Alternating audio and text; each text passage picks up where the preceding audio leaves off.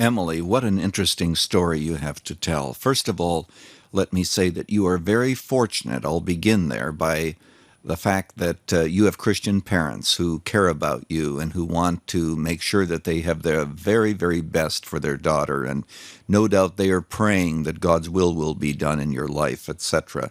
There are many children who can't say that. But having said that, I really do feel that your parents are wrong in insisting that you marry.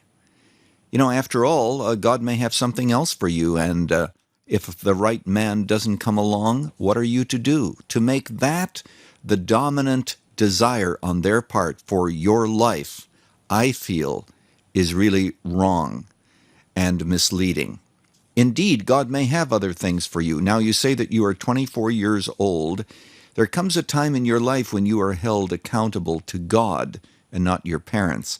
Seems to me Jesus said that on one occasion when he said that you have to love me more than you love your mother and your father. There comes a time when a child has to find his own way in his relationship with God.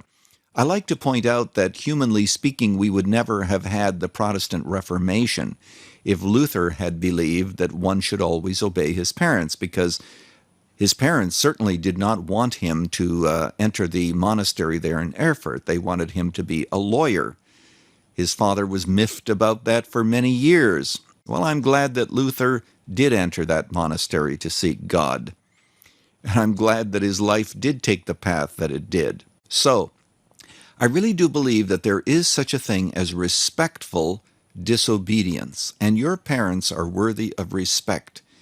But at the same time, you cannot be held in bondage to their desire for you to marry.